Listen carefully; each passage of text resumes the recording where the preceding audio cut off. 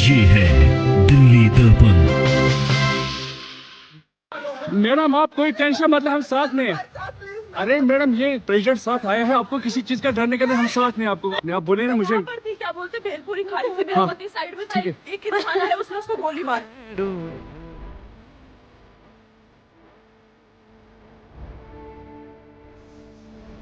मासूम लोगों को, खेलते हुए लोगों के ऊपर गोलियां बरसाना, मुझे लगता है कि कोई भी आदमी जिसके दिमाग होगा या दिल होगा वो तो कम से कम यही कहेगा कि इससे घिनौना घटिया काम हो नहीं सकता।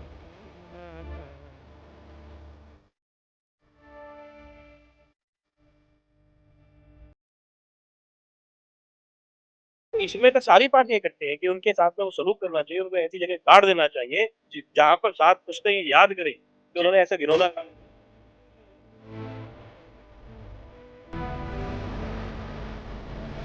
मेरा तो ये मानना है कि ऐसे लोग जो ऐसा काम करते हैं किसी धर्म को मानते ही नहीं, जानवर होते हैं और राक्षस होते हैं जो मासूम लोगों को मारते हैं। मुझे लगता है कि भारत को जो तोड़ने की उनकी कोशिश थी, इसमें उनको एक ऐसा जवाब मिला है कि आप भारत को तोड़ नहीं पाओगे, उल्टा इस घटना ने लेकिन भारत को बिल्कुल एक कर दिया।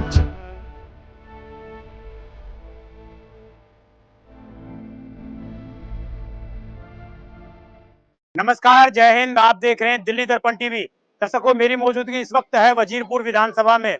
और वजीरपुर को हिंदू, मुस्लिम, सिख, ईसाई सभी की एक स्थली माना जाता है, जहां पर आप देख रहे हैं पुलगाम में जिस तरीके से आतंकी हमला हुआ, जिसके बाद 28 लोग उसमें शहीद हुए, उनको शहीद का दर्जा भी देने की मांग लगातार चल रही है। और लगातार देश के तमाम क्षेत्रों में आक्रोश रैली निकाली जा रही है। वजीरपुर में जो ये विशेष मार्च यहाँ पर निकाला जा रहा है, यहाँ पर खास बात यह है कि यहाँ पर कोई शोर शराबा नहीं हो रहा है। यहाँ पर मौन रख के आज शहीदों को श्रद्धांजलि दी जा रही है और मांग की जा रही है कि उचित बदला उन आतंकवादियों से जिन्होंने इस तरह के काराना हरकतें की हैं उनसे लिया जाए। तो इस वक्त जो है यहाँ पर स्थानीय जो नेतृत्व करता है वो भी मौजूद हैं। पूर्व में यहाँ के विधायक रह चुके हैं राजेश गुप्ता जी, और तमाम हिंदू, मुस्लिम, सिख, ईसाई के लोग इस पूरे मार्च में मौजूद है। आप देख सकते हैं तमाम तस्वीरों में, आप देख रहे होंगे मासूमों को श्रद्धांजलि, इस तरह के जो है पोस्टर लगाकर लगातार लोग कहीं ना कहीं अपने माध्यम से श्रद्धांजलि देने का प्रयास कर रहे हैं। सर, क्या कहेंगे, ये जो कायराना हमला हुआ, जो लोग कश्मीर में घूमने के लिए गए थे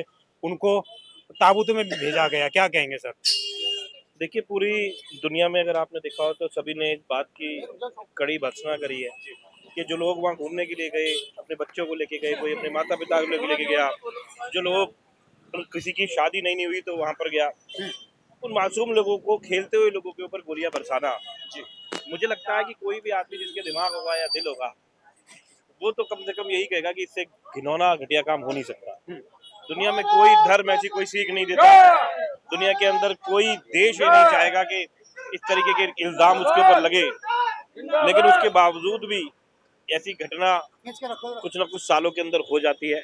और मुझे लगता है कि ऐसे लोगों को ना तो ऊपर वाला कभी माफ करेगा, ना वो लोग माफ करेंगे जिनके रोजगार पर उन्होंने लात मारने की कोशिश करी। क्योंकि कश्मीर में जो घोड़े चलाते हैं, जो पालकी चलाते हैं, जो छोटी छोटी दुकानें लगाते हैं, जो गाइड का काम करते हैं, उनके रोजगार पे जबरदस्त अटैक है।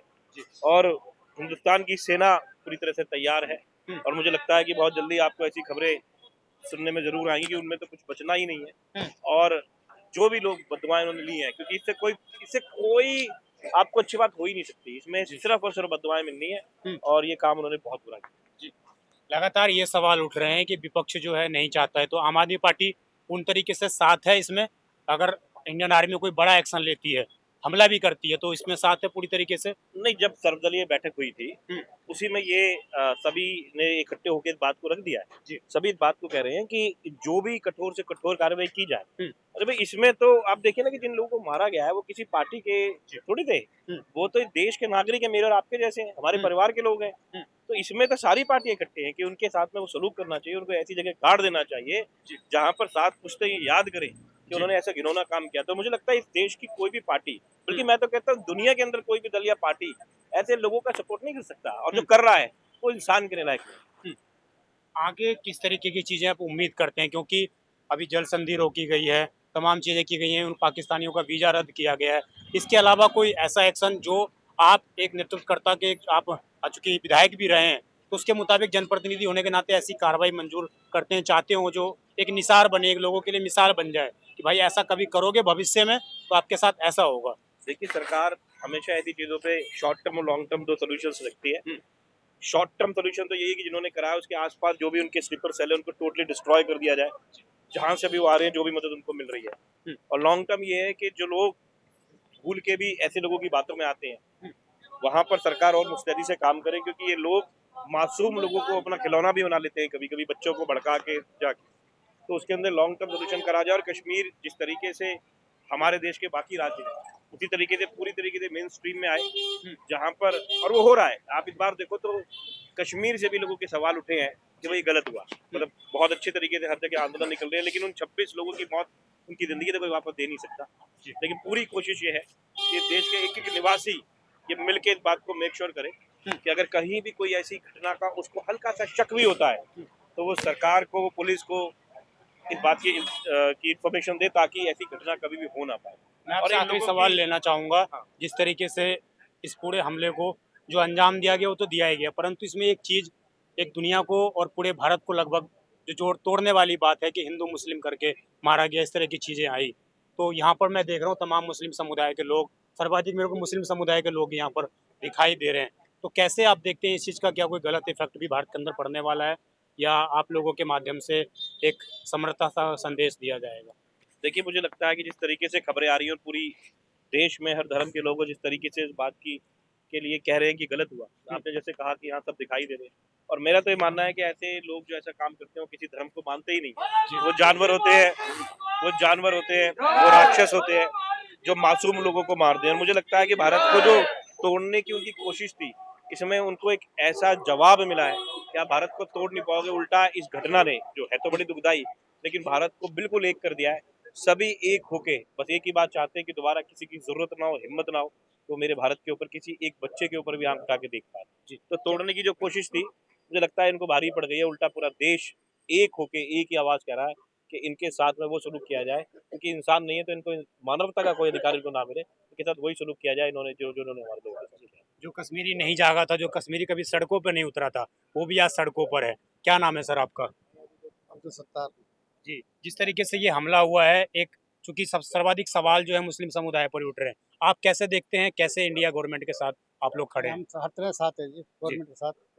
ये जो इन्होंने गलत काम किया है, इनकी सजा मिलनी चाहिए इनको, क्योंकि ये तो हर किसी को, हमारे गरीब आदमी बच्चे हैं, घूमने जाते हैं, आदमी हैं, सब घूमने गए, तो ये तो कोई तरीका थोड़ा ना होता है कि तुम्हारा ऐसा गोलियां चलाई नहीं हाथों पे।